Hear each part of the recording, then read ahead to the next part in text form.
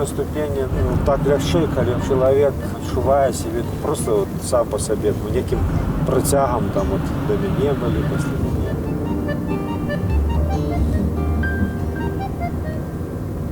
Направо нам і ўсё, і там хутка слуцак. Статкевічы там у гэтых мясцінах з'явіліся недзе пасля 16 стагоддзя. Раней, кажуць, пачынальнік гэтай галіны рода жыў недалёка ад Нясвіжа, каля старога палаца Радзівілаў. Валоданне майго дзеда Івана падыходзілі ў шчыльную. Мікалай Радзівіл Чорны памяняўся землямі з тым, каб ён зрабіць больш-менш суцэльныя свае валоданні. І ў 1562 годзе быў складзены акт. Это першы дакумент, які, кажуць, ёсць, копію якога я мог бачыць, звязаны з маім родам. Пасля вайны 17 стагоддзя праваслаўным было забаронена, як і пратэстантам, займаць дзяржаўныя пасады. А ў кожным пакаленні было 5-6 дзяцей. Не столькі, як у сялян, менш, але тым не менш дзяцей хапала. І калі лічыць, то палова з іх хлопцы, это кожнае пакаленне зямлю трэба было дзяліць на 2-3 кавалкі. Прыход зямлі звычайна быў за службу у шляхты. У выніку прыхода не было і род збяднеў. Уже, кажуць, мае дзяды, яны проста жылі у шляхецкім засценку Пятніцы. Гэта, па сутнасці, вёска, яна адрознівалася ад іншых толькі тым, што там дамы больш буйныя і само распалажэнне гэтых дамоў па колу.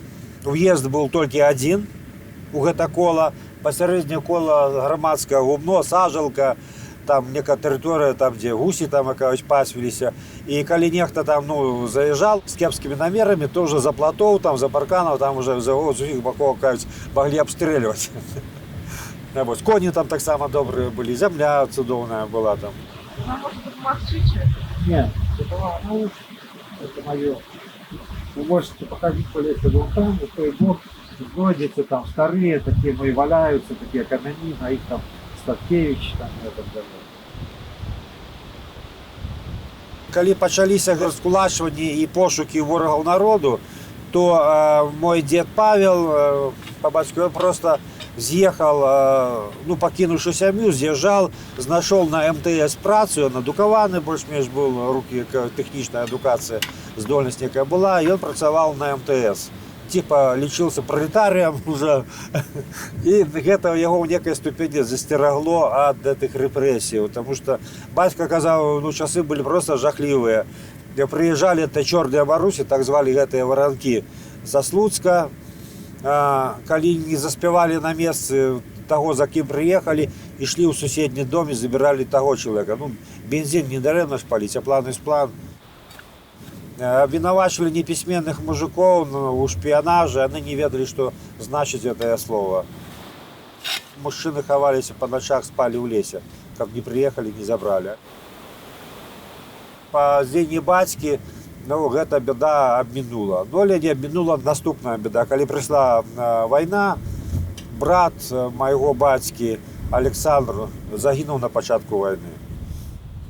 Сам дед Павел, ён уже быў не малады, не вельмі здаровы, ён не падлягаў ніякім прызывам, а бацька быў падлетак. Потым уже перад самым адступленнем прыехалі паліцэйскія спачатку да старасты, каб той даў некага з коньмі весці іх і сем'і іхнія. А стараста не любіў деда, насварыліся там якраз на тэме акупацыі нямецкай. І ён паказаў на деда як чалавек, які мае дачыненне да партызанаў. Тыя прыйшлі да хаты, бацька схаваўся ў садзе, але дед адмовіўся весці, яго застрэлілі, ён яшчэ і хварэў, застрэлілі ў ложку на вачах у сям'і. Калі неўзабаве прыйшла чырвоная армія, ён савецкая армія тады ўжо, бацька пайшоў добраахвотнікам, хаця яму яшчэ не тэрмін быў ісці. І гэта яго ўратавала, бо у сувязі з тым, што ён сам пайшоў помсціць за свайго бацьку, як ён сказаў, то яго адправілі ў вайсковую вучэльню. І пакуль ён там вучыўся, пакуль туды-сюды, потым вучэльню расфармавалі, афіцэрам ён не стаў, але ён не трапіў на фронт. А ўсе яго сябры, все аднакласнікі, усе да аднаго, все загінулі. Іх зусім там зялёных маладых пабралі ў войска. Іх усіх лічылі, хто быў пад акупацыяй, ну, такімі падазронымі, нечыстымі. І іх амаль не навучаных усіх кідалі ў Прусіі на кулямёты.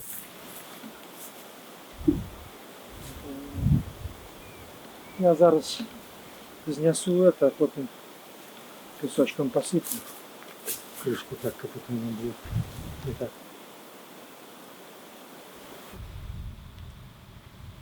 Калі потым сталі ўжо даваць ветэранаў вайны тым, хто не быў на фронте или быў у войску, маці увесь час піліла бацьку, ідзе трымай пасведчанне, такія льготы, это же на маёй памяці такія льготы, але той упёрся і адмовіўся, кажа, як я магу атрымаць, усе мае сябры ляжаць у той Прусіі.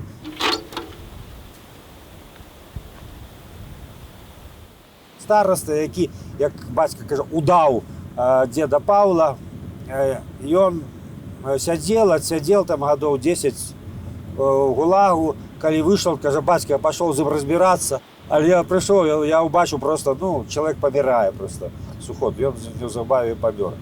Паліцэйскі, які страляў, ён прозвішча запамятаў і казаў нават адкуль там вёска Жабчева недалёка. Я зноў жа папрасіў даведацца Баракова, у яго там базы дадзеных, ці былі пасля вайны там у НКВД там асуджаны чалавек з такім прозвішчам. Там не было, ён не знайшоў гэтага канкрэтна чалавека, але знайшоў з гэтай вёскі шмат людзей з такім жа прозвішчам, асуджаных у 37-м годзе, у 38-м, раскулачаных, асуджаных. Ну, мне тады зрабілася зразумелым, сапраўды, гэта была, ну, як грамадзянская вайна, развязаная Сталіным, працягнутая Гітлерам. Людзі пачалі помсціць, хто пацярпеў у 37-м, помсціць сваім жа, суседзямі, землякам ужо ў 40-выя гады, карыстаючыся падтрымкай немцаў. А некаму, як тым ліку майму дзеду, вельмі не падабалася, што тут немцы, яны пайшлі ў партызаны, і там была проста вайна партызаны на паліцаі. Немцы сядзелі ў гарнізоне і нават не ўлазілі. І там у гэтай вайне з абодвух бакоў былі свае героі, здраднікі і свае каты. Вельмі шмат жорсткасцяў было на той міжусобнай вайне.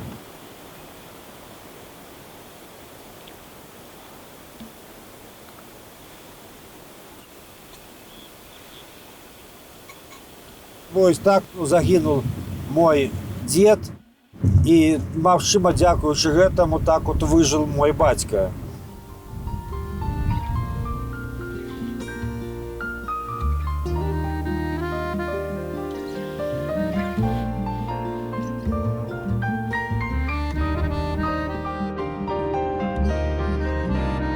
Цяпер пра маці. Яна з роду Валатковічаў.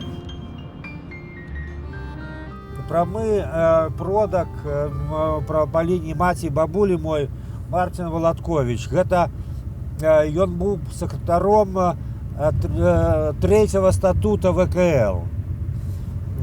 Ён, наколькі ведаю, чалавек быў вельмі упартага характару цвёрдага, таму што седзячы, як это не дзіўна, амерыканцы, калі мяне перавялі ўжо ў камеру, дзе былі іншыя арыштаваныя там, я там убачыў падборку часопісаў вокруг света. Як это не дзіўна, в этом расійскім часопісе я прачытаў пра візіт майго прадзеда Марціна у Маскву. Гэта быў перыяд Лівонскай вайны, і стало пытанне пра аб'яднанне з каронай, з Польшай у Рэч Паспалітую, ну, каб супрацьстаяць этой агрэсіі. І шмат гэта каму не падабалася, так само пра прадзеду Марціну. Але скончылася пасольства гэта тым, што пасварыўся Марцін з Іванам Грозным, бо ён быў вельмі такі, мабыць, самолюбивый человек. И посла забить не могли, тому Иван Грозный загадал вести его до литовской мяжи, не давать ему ни есть и не пить. Мать рассказывала, что я бабуля еще ходила, як городская у капелюши. Яна ось там, безумовно, их дом был нашмат больше там. Яны были крышку далей от селян и ближе сапраўды уявленнем отповедали про дваранов. Батька неколи там, коли сварился там, то вспоминал, как яны полили грамоты. Спочатку закопали их у огороде, коли почались эти страшные часы, а яны ж там типа дворяне, а потом выкопывали их и полили. Вот. Але пришли новые часы, и моя бабуля вышла замуж уже за мужика. Дед мой был с Полесья у Компартии Заходней Беларуси. Тогда же была белорусизация в СССР. И але ў 20-е годы там была не толькі шукаюць весткі про росквіт беларускай культуры шли з Беларусі, але шли атрады дыверсантаў, ішла зброя. І ён узял удзел у гэтай збройнай барацьбе. Яго там нібыта арыштавалі, ён уцёк, ён быў завочна прыгавораны да смяротнага пакарання у Польшы. Ён перайшоў мяжу і быў старшынём сельсавета. Маці рассказывала, што ён яшчэ памятала, што ён яшчэ хадзіл на заданне туды, у заходнюю. Вось, ну, безумоўна, там дзіцячыя ўяўленні пра бацьку як самыя лепшыя былі, як там хромавыя боты прадаў, каб там тапачкі купіў парусінавыя, каб купіць і там цацак, сукеначку, там, цукерак. Вось. У 1937 годзе Камінтэрн прызнаў польскую кампартыю рэвізіяністкай. Спачатку арыштавалі яго на сябру старшыню калгаса. Той пратрымаўся недзе з тыдзень. А потым пачаў даваць паказанні, і па гэтым паказанням забралі дзеда. Яны заўсёды так рабілі, аднаго за другім, стваралі антысавецкія арганізацыі. Дзеда катавалі, там, ну, дастаткова доўга трымалі, ён не дал больш паказанняў, і арганізацыя засталася з 2 чалавекаў. Там праз цэнтр будзем праязджаць, там месца, дзе стаяла гэта турма. Там проста ўжо нічого не засталося, толькі месца за універмагам. Турма, так, НКВД.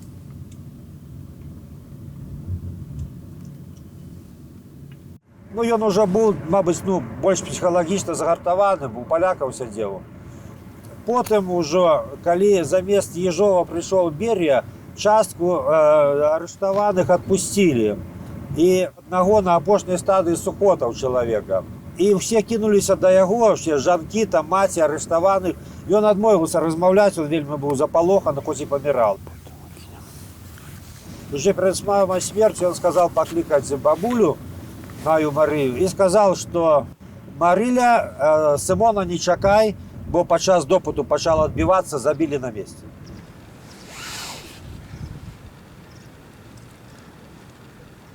По паперах ён был расстреляны у студзені 1938 года у Слуцкай турме НКВД. Ну, значит, недзе вот з гэтых магілаў вакол Слуцка, ну, ён і кажуць ляжыць.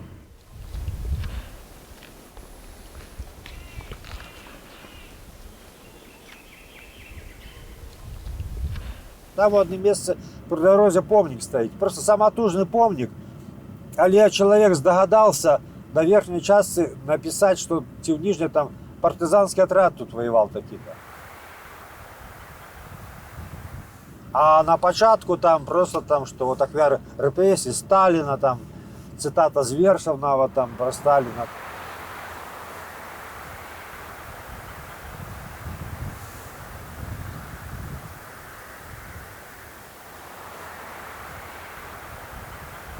Ралько, прозвище этого человека, и помник оцелел только тому, что он зарбил это по скриптум.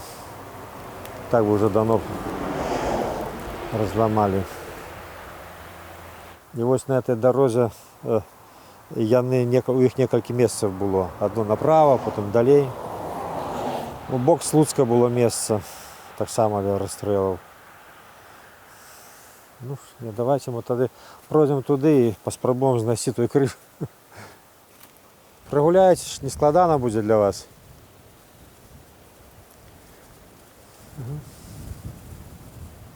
Там такий чудовний ліс, пригожий, світлий. Там ще місце відпочинку, лавки для пікніків. На машинах люди приїжджають з дівчатами, мабуть, там. Але от відчування от такое, от, во всіх було такого жаха некого такого, ну не веду, чим ми настроєні були. А потім, коли сходили, Марина відстала, а потім кричить там, йдіть сюди, каже, він тут. А ми тільки перше місце в'їжджаємо. І показує його вокруг ноги, замоталася соснова галинка, высохшая уже и, так бы мовить, засохшая. Она не гнуткая, як спиралька от металличная. Як она вокруг ноги замоталася, мы эту спиральку так-сяк тихенько, как не зламать, зняли. Ну, як будто бы нехто от хапає там, не гиди. Ну і вирішили, що треба туди світара привезти обов'язково. Я добавився, там дубові крижі замовили, каб це улади місцеві їх не повикидували. Я просив, каб просарку робили по канонам їхнім усіхнім. До речі, эту галинку, спиральку, эту вот засушенная спиралька, так, я когда там кажу, на ногу ту сделался неведомо, мы привезли до хаты, и она распросталася, и потом коты ее подрали на шматки, як кошалели, откинули, кидались на ее. Как будто бы нечто такое ворожее отшували, я не веду, там это интимистика, це просто, ну, цвет тонких енергій, які ми не бачимо. А ось він. Ну, будуть уласні куропати.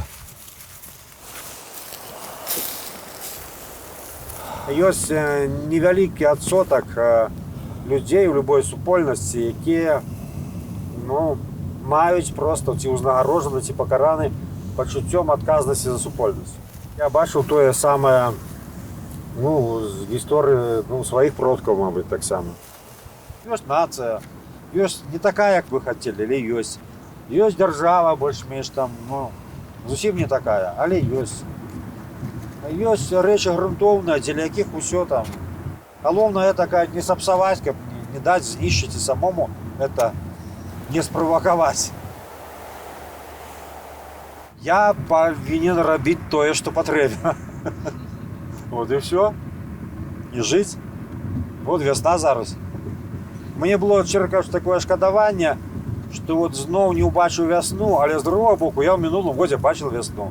А до цього я 5 років весен не бачив. Бо, ну, не в колонії було, а якраз от у камерному триманні. Якраз кожну весну. Одну весну в СІЗО, а 4 весни в укритій тюрмі. У колонії ж там же дерева, квітки, трава. А в укритій тюрмі бетон, дерева не побачиш, відкритого неба. На прадвесні плачуть ледяши, ручаїни звонять на прадвесні. Ты мне тихо-тихо для души заспявай прадвесневую песню. Хай душа ускалышится до дна и туды поклича, де святая. Но взлеску юная весна першие пролески рассыпает. Красуня весна, звените ручайнами у поле. Красуня весна, сестра нашей воли. Красуня весна, у бело-червоному убранні. Красуня весна.